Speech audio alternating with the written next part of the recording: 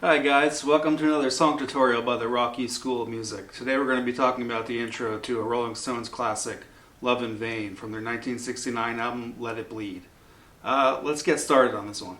So hi guys, welcome to this short song tutorial. We're just doing the intro to Love in Vain, which is actually somewhat of a cover of a Robert Johnson song.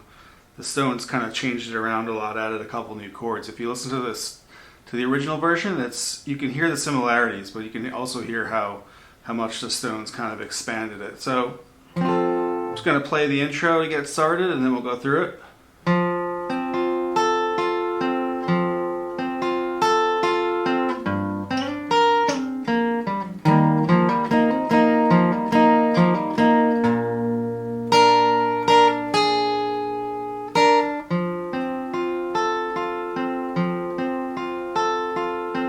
So we're capoed here on the 3rd fret. So the first shape you have here is a D shape.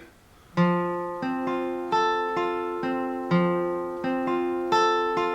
you're just going through the strings in order here. 4, 3, 2, 1, 2, 3, 4, 3, 2, 1, 2, 3. Then we're going to an E minor chord right here. Not fretting an exact E minor open chord, but it's over an E minor sound right here. So we're hitting the low string, the low 6th string, and we're taking our 2nd finger and sliding from the 5th fret to the 7th fret, and then fretting the 6th fret on the 1st string.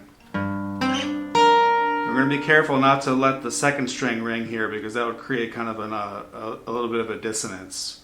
So we're sliding up, then we're taking our 2nd finger and sliding back down from 7 to 5. And then open 3rd string, and then 5th fret on the 4th string. So it's open, low 6, slide up to 6, while your finger is sliding up from 5 to 7 at the same time on the 3rd string, sliding back from 7 to 5, then open 3, 5th fret on the 4th string, then we're going to finger a C chord, C shape. So we hit the 5th string here, then we're going to be hammering on to the 4th string. Hammer, take the 3rd string open, hammer onto the 3rd, then play the 3rd string open. So that motion sounds kind of like this. And we do that a couple times. Listen to this. Okay? Hammer, hammer, open string, hammer back to the 4th string, open 3rd, hammer on the 4th string again with the 2nd finger, back to the open 3rd, and then we're playing a G shape. So we're playing a G chord with the 3rd finger on the 6th fret 6th string and the pinky on the 6th fret 1st string.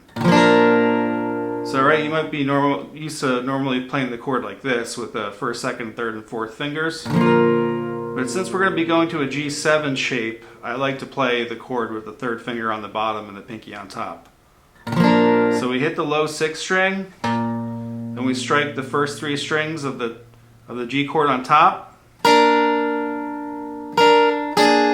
Then we put our 1st finger on the 4th fret 1st string to give us a G7 chord, okay? So it's like this. Then we hit the 6th fret on the 1st string with a pinky. And then back to that D shape.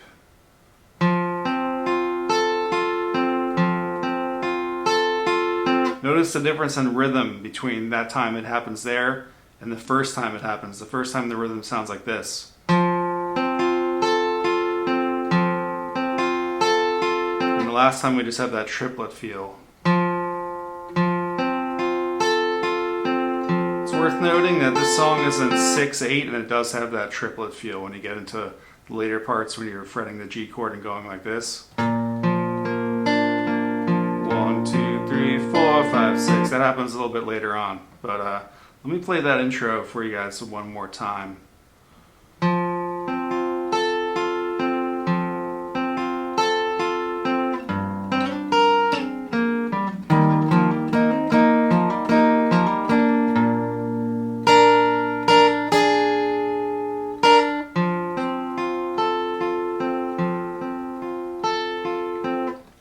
Alright guys, that's it for today. If you like what we're doing here, please subscribe. If you're a new subscriber, be sure to tap the bell so you get all our new notifications. If you like what we're doing, leave a comment for us to suggest for future videos.